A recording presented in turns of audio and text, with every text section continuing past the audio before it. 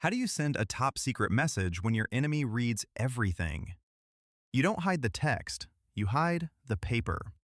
Step 1. Shave your servant's head. Step 2. Tattoo a treasonous message onto his bare scalp. Step 3. Wait half a year for his hair to grow back.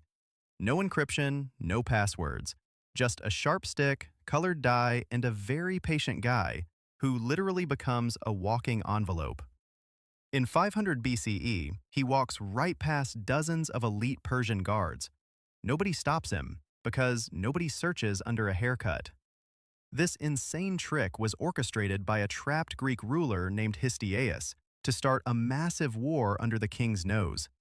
It's history's first recorded case of steganography, the art of hiding the fact that a secret even exists. But a tattooed scalp was just the prototype. Over the next 300 years, ancient spies turned wax, rope, water, and fire into untraceable weapons. One of these ancient tricks was so flawless, it was still being used in the trenches of World War I. Let's decode them. Starting with the scalp.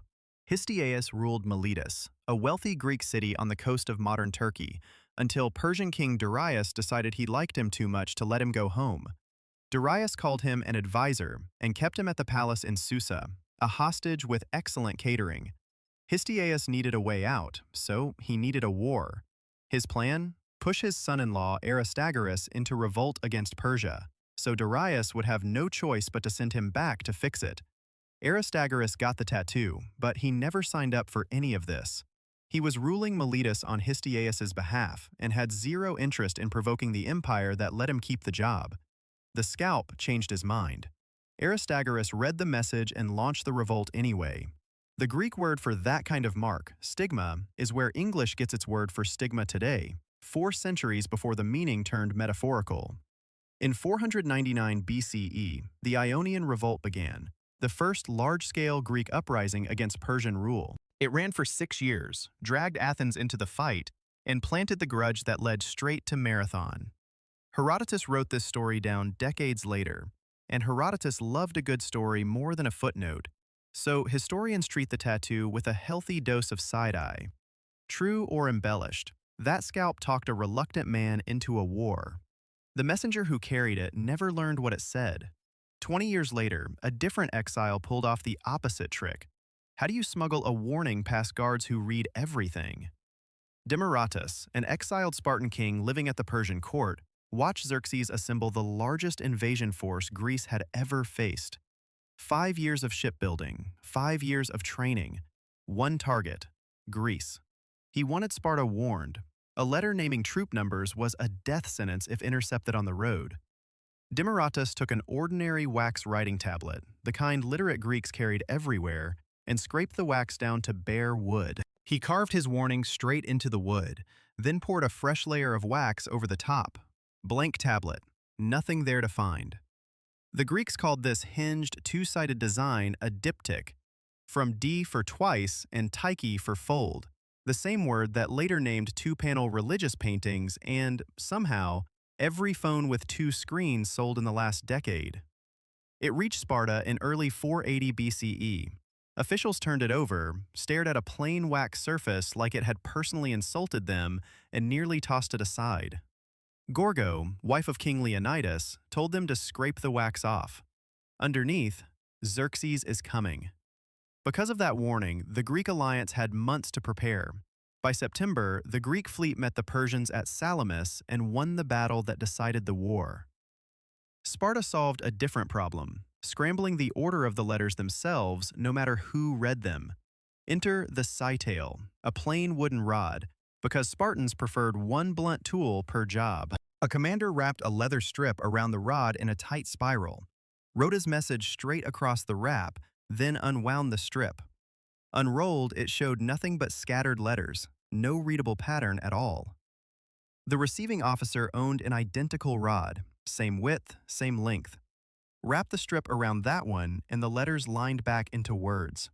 It wasn't unbreakable. A patient enemy with a pile of sticks could test rod after rod until one made the letters click into place, which meant Spartan cryptography's real defense was making the enemy bored before they made him informed. The historian Plutarch describes Spartan commanders like Lysander using citales, writing 5 centuries after Lysander's own lifetime. No citale from the classical period has ever turned up in the ground. The idea survives regardless. Modern cryptographers call this a transposition cipher, and the citale is the earliest known example on record, assuming you trust a historian writing 500 years after the fact. Sparta. Tough on children, loose on footnotes. A tattoo and a tablet both need a courier walking for weeks.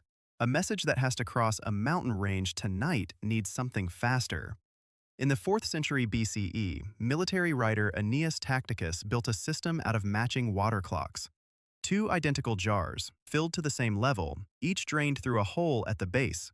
A rod inside listed pre-written messages: cavalry arriving, ship spotted, enemy in retreat.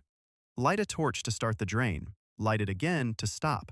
The line on the rod matching the water level was the message that crossed miles of open ground in seconds, using 2 men and fire.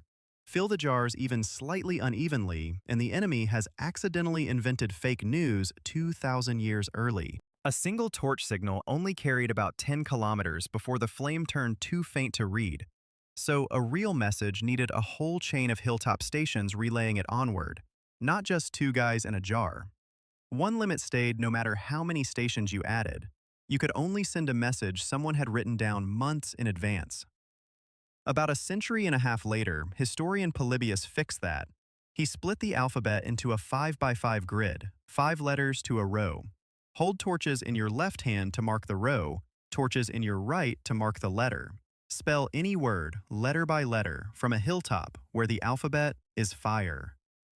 Around the same era, Pliny the Elder described an entirely different trick: writing with the milky sap of the tithymalis plant, invisible on the page until someone held it over a flame to read it. Rome's secret ink required a small act of arson just to check the mail. The torch grid didn't stay in antiquity, though. German cryptographers built the same 5x5 structure into the ADFG-X cipher in March 1918, encrypting frontline radio traffic in the last year of the First World War.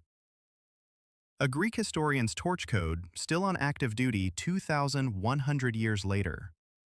Julius Caesar used a planar trick for his own letters. Shift every letter 3 spots down the alphabet. A becomes D, B becomes E. His nephew Augustus used the same idea with a shift of just 1, swapping A for B, and never bothered fixing what happened at the end of the alphabet. A grammarian named Probus later wrote an entire treatise trying to explain what Caesar's ciphers meant, proving that academics have found ways to overcomplicate a 3-letter shift for roughly 2,000 years running. None of these systems needed mathematics. A slave scalp, a coat of wax, a leather strip, a jar of water, a plant sap, a lit torch. Someone in the ancient world found a way to make any material in the room lie for them. The Persians controlled the roads. They controlled the messengers, the checkpoints, the mail. They never controlled the words hidden under the bandages.